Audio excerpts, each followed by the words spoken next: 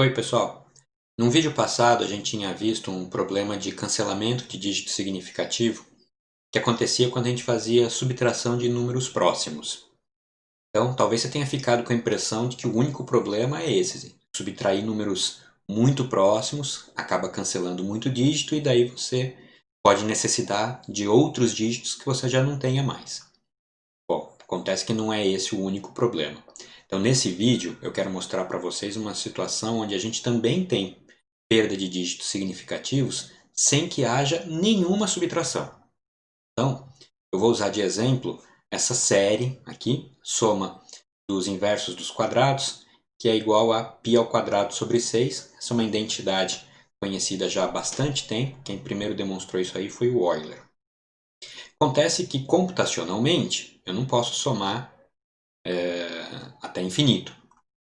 Então, como essa é uma série de termos positivos e convergente, o valor de Sn, a soma parcial até n grande, é uma aproximação para S e que melhora à medida que o n aumenta. Quanto maior o n, melhor é a aproximação de S por Sn. Então, uma coisa que a gente podia fazer para tentar calcular o valor dessa série seria somar os termos de 1 até um certo n grande e aumentar o n grande. Quanto maior o n grande, melhor deve ser o resultado. Então vamos fazer isso computacionalmente para ver se a gente consegue estimar π ao quadrado sobre 6, por exemplo. Tá bom? Eu criei aqui, olha, um algoritmo bem simples, então, para calcular aquela soma, o Sn. Então, esse algoritmo, eu vou usar essa variável s pequena aqui para acumular o valor da soma, né? Então, inicializei com 1, que é o primeiro termo da série, né? O primeiro termo lá da soma que eu quero calcular. Já estou colocando aqui o meu contador do índice em 2. E agora eu vou iterar isso daqui enquanto esse contador for menor do que o n grande. O valor de S é redefinido como S mais 1 sobre k ao quadrado, ou seja, estou acrescentando um novo termo e incrementando o valor de k. Eu rodei esse algoritmo, então, num experimento computacional para diferentes valores de n grande, para ver como é que o erro vai reduzindo à medida que eu vou aumentando o n. E apenas para efeito didático aqui, eu fiz essa conta usando precisão simples, tá certo? O resultado que eu vou mostrar seria o mesmo em precisão dupla, só que ia demorar mais para aparecer. Então, eu rodei em precisão simples para a gente poder observar mais rapidamente o fenômeno que eu quero mostrar para vocês. Então, vamos mostrar num gráfico como fica o erro entre o Sn, computado por esse algoritmo, e o valor correto da soma, que é o π ao quadrado sobre 6.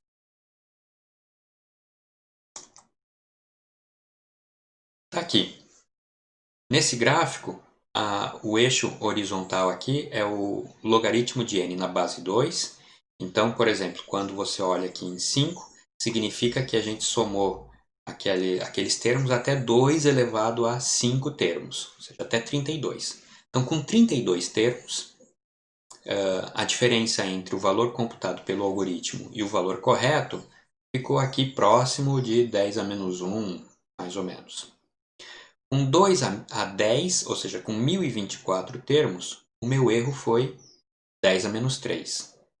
E o erro está diminuindo à medida que o n aumenta, até que um n igual a 12, ou seja, 4.096 termos. Daí para frente parece que não adianta colocar termos a mais na soma, que o resultado não melhora. A minha diferença ficou estagnada, aqui a gente não consegue produzir um resultado melhor. Vamos ver o que aconteceu aí. Então, o ponto-chave aqui é esse 2 a 12 termos. Né?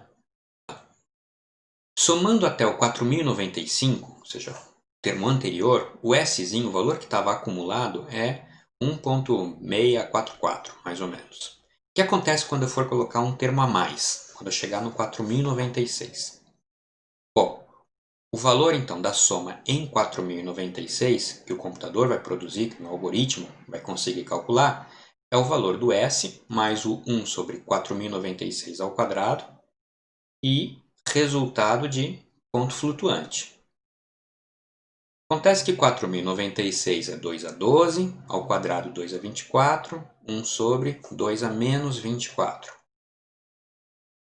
O resultado de ponto flutuante aqui, para ficar mais simples na minha análise, vou pôr o S em evidência aqui. Então agora eu tenho um produto de dois números e o resultado de ponto flutuante de um produto é o produto dos resultados de ponto flutuante. Então esse S passa fora aqui e eu não preciso nem calcular escrever o ponto flutuante de S, porque o S já era um número que tinha sido calculado computacionalmente, então ele já é um número representável na máquina, né? Então o ponto flutuante dele é ele mesmo. Agora o que acontece com esse número que está aqui dentro? 1 mais esse 2 a menos 24 sobre S. Acontece que 2 a menos 24 sobre Szinho é 3,5, 10 a menos 8, e isto é menor do que a unidade de arredondamento em precisão simples. Lembrem lá em outro vídeo, quando a gente definiu, unidade de arredondamento é o menor número que, somado a 1, ainda produz, no sistema de ponto flutuante, um número maior do que 1. Então, como esse cara daqui é menor do que a unidade de arredondamento, 1 mais ele, em ponto flutuante, resulta em 1 mesmo.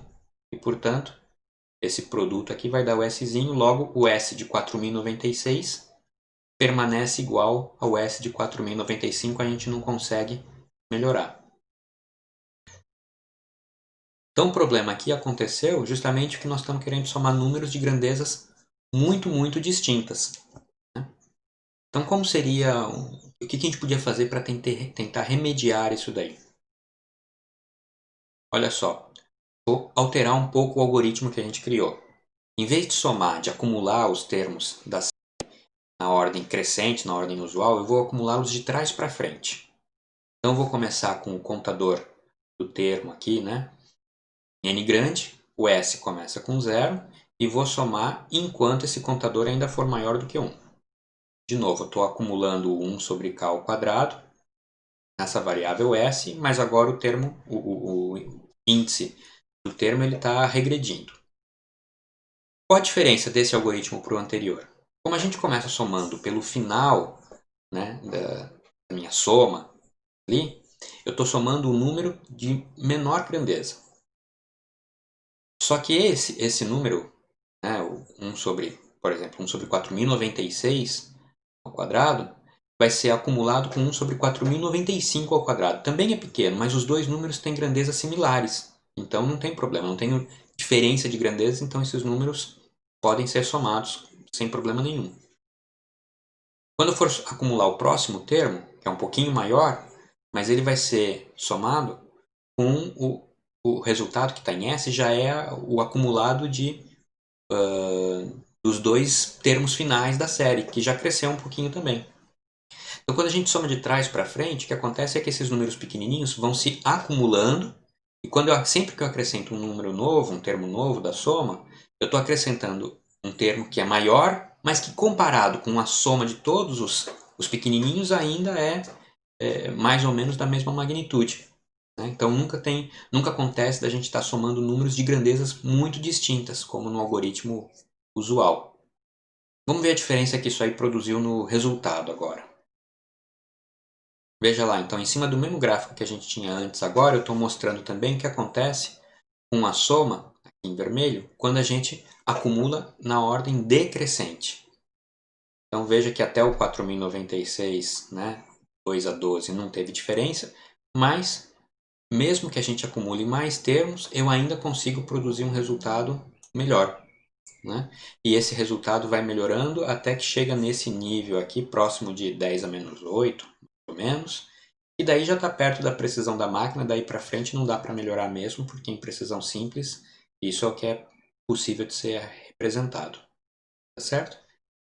Então, a conclusão aí é que perda de dígitos significativos também pode acontecer quando a gente soma números, mas daí números de grandezas muito distintas. Então, ou a gente tem problemas em subtrair números muito próximos ou em somar números muito distantes. Tá certo, pessoal? Então esse era um segundo exemplo aí que eu queria deixar para vocês sobre o que pode acontecer quando a gente opera em sistemas de precisão finita, né, em sistemas de ponto flutuante. Até a próxima, pessoal!